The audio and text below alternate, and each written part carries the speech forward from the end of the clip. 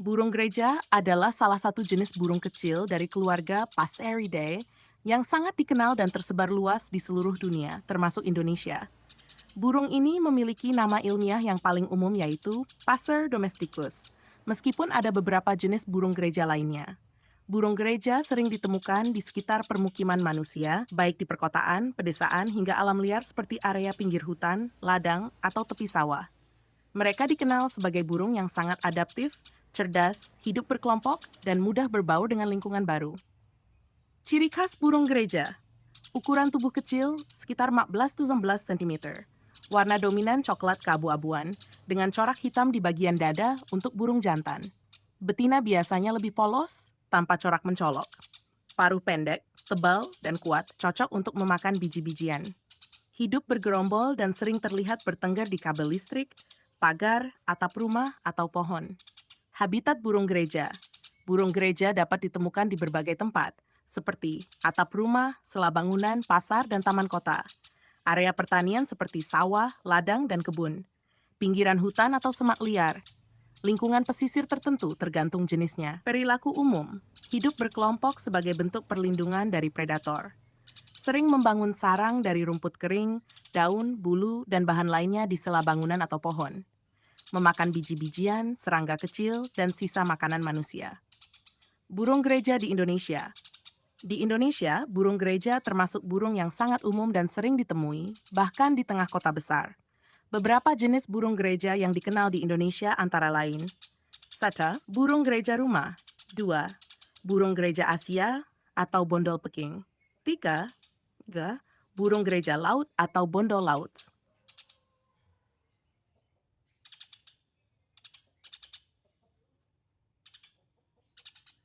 Tentu, berikut adalah fakta unik burung gereja yang menarik untuk kamu ketahui. Fakta unik burung gereja. Burung gereja adalah salah satu burung kecil yang paling akrab dengan kehidupan manusia.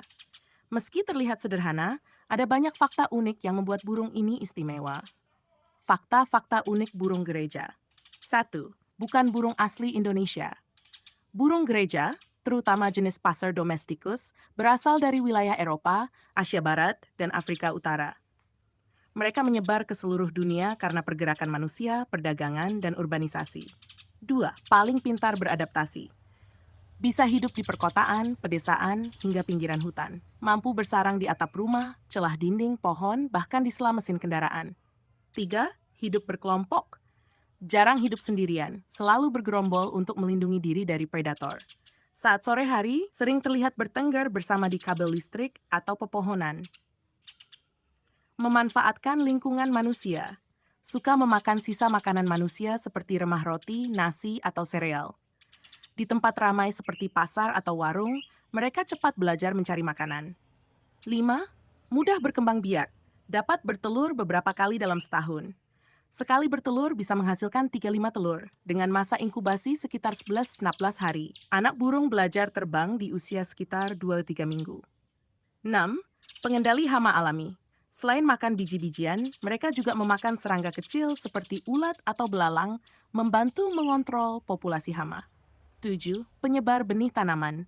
Saat memakan biji dari tumbuhan liar, mereka turut menyebarkan benih, membantu regenerasi tanaman. Suara khas sederhana. Kicauannya sederhana, berupa kuit yang terdengar ramai saat bergerombol. Meski tidak seindah burung kicauan lain, suaranya sering jadi penanda suasana ramai di sekitar rumah atau pasar. 9, indikator kesehatan lingkungan. Populasi burung gereja bisa menunjukkan kondisi lingkungan. Jika populasi menurun drastis, itu bisa jadi tanda adanya polusi atau kerusakan habitat. 10, melambangkan kesederhanaan dan ketangguhan. Dalam banyak budaya, burung gereja dianggap lambang ketahanan hidup, kerja keras, dan kebersamaan.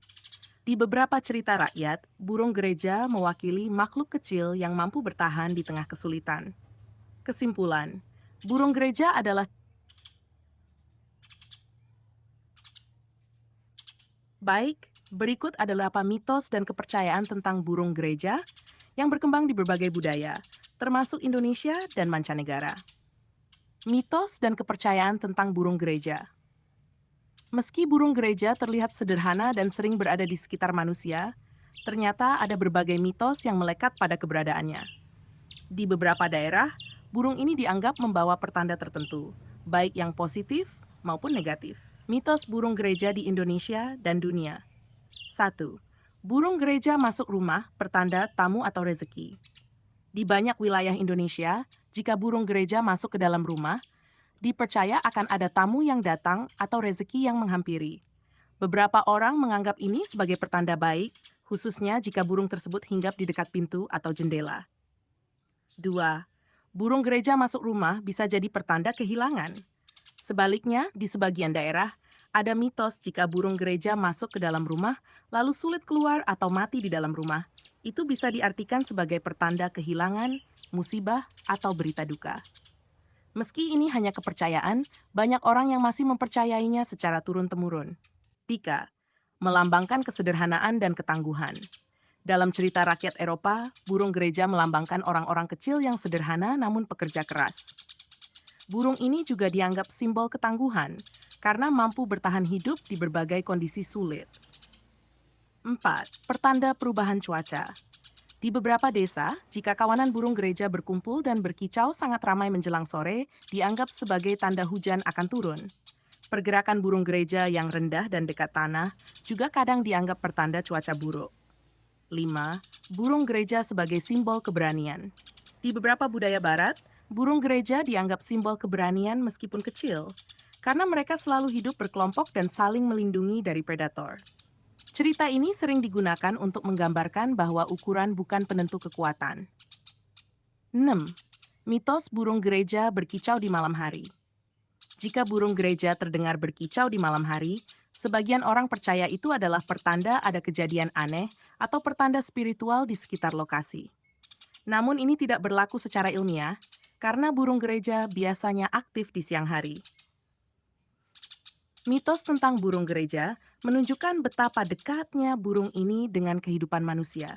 Meskipun sebagian besar hanyalah kepercayaan tradisional yang tidak terbukti secara ilmiah, burung gereja tetap menjadi bagian tak terpisahkan dari lingkungan sekitar, baik di desa maupun kota. Kalau kamu mau, aku bisa buatkan cerita rata-rata burung gereja di alam bebas. Burung gereja di alam liar umumnya hidup 2 hingga 5 tahun. Faktor alam seperti cuaca, predator, kelangkaan makanan, dan penyakit memengaruhi harapan hidup mereka. Di penangkaran atau kondisi terlindungi. Burung gereja yang dirawat dalam kondisi terkontrol, seperti di penangkaran atau laboratorium, bisa hidup lebih lama, yaitu sekitar 7 hingga 10 tahun. Bahkan dalam kasus tertentu mencapai 12 tahun. Faktor yang mempengaruhi umur burung gereja. 1. Predator alami. Kucing liar, ular, burung pemangsa, dan mamalia kecil dapat memangsa burung gereja terutama yang masih anakan. 2. Ketersediaan makanan. Jika makanan seperti biji-bijian dan serangga melimpah, peluang hidup mereka lebih besar. 3. Perubahan iklim atau cuaca ekstrem. Musim hujan panjang, badai, atau kekeringan dapat memperpendek usia burung gereja. 4. Penyakit dan parasit. Di alam bebas, burung gereja rentan terhadap infeksi atau gangguan parasit. 5. Kecelakaan lingkungan perkotaan. Di daerah kota, burung gereja berisiko terkena kecelakaan seperti tabrakan dengan kendaraan atau kabel listrik. Tahapan usia burung gereja. Telur, menetas dalam waktu 11-15 hari setelah dierami. Anakan, belajar terbang pada usia 2-3 minggu. Dewasa, siap berkembang biak sekitar usia 2-3 bulan. Usia produktif, umumnya mereka aktif berkembang biak hingga usia sekitar 3-4 tahun. Di atas 5 tahun, kondisi fisik mulai melemah, terutama di alam liar.